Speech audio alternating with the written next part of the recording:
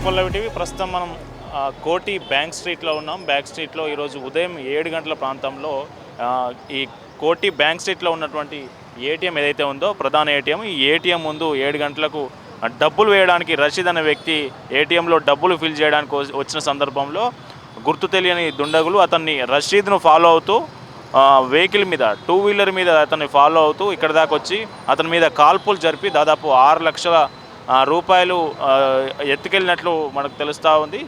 రషీదు కాల్పులు జరిపిన వెంటనే రషీద్కు మనం చూడొచ్చు ఇక్కడనే రక్తం మడుగులు మనం చూడొచ్చు. ఈ క్రైమ్ సీన్లో రషీద్కు కాలుకు తీవ్ర గాయమైంది.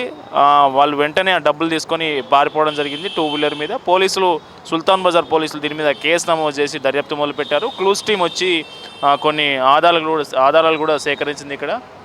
అయితే గాయపడినటువంటి రషీద్ ఎవరైతే ఉన్నారో రషీద్ని హాస్పిటల్కి, యశోద హాస్పిటల్కు తరలించి ట్రీట్మెంట్ అందజేస్తూ ఉన్నారు. అయితే హైదరాబాద్లో గత కొంతకాలంగా హైదరాబాద్లో గన్ కల్చర్ పెరిగిపోతుంది అనడానికి ఇది మరొక నిదర్శనంగా చెప్పవచ్చు, మరొక ఎగ్జాంపుల్గా చెప్పవచ్చు.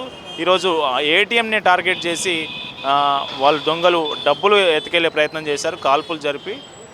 దీని మీద పోలీసులు అయితే దీనికి క్లూస్ టీం దగ్గర క్రైమ్ సీన్ను పోలీసు ఉన్నతాధికారులు ఇక్కడికి వచ్చి పరిశీలించారు. ఈ ఘటనకు ఎట్లా జరిగింది అనే దాని మీద వివరాలు ఆరాదీశారు. దీని మీద నిందితులను త్వరలోనే పట్టుకుంటాం అని పోలీసులు వెల్లడించడం జరిగింది. మరోవైపు ఈ మార్గంలో ఉన్నటువంటి అన్ని సీసీటీవీ ఫుటేజ్లను ఒక్కొక్కటిగా విశ్లేషిస్తూ వెళ్తూ ఉన్నారు. వాళ్ళు ఎక్కడి నుంచి వచ్చారు, ఏ వెహికల్ మీద వచ్చారు, టూ వీలర్ ఎక్కడ మొదలయ్యారు, చోరీ జరిగిన తర్వాత డబ్బులు తీసుకొని ఎటువైపు పారిపోయారు అనే వివరాలను క్షుణ్ణంగా అధ్యయనం చేసే ప్రయత్నం చేస్తూ ఉన్నారు. మొత్తానికి హైదరాబాద్లో నగరం నడిబొడ్డున కోటిలో ఈ ఎక్కువగా రద్దీ ఉండే ఈ ప్రాంతంలో ఉదయం 7 గంటలకు ఇట్లాంటి కాల్పులు జరిపి ఏటీఎం దగ్గర డబ్బులు ఎత్తుకెళ్ళడం అనేది సంచలనంగా మారిందని చెప్పవచ్చు. నగరంలో శాంతి భద్రతలకు సంబంధించి ఇదొక పెద్ద ఇన్సిడెంట్గా మనం చెప్పవచ్చు.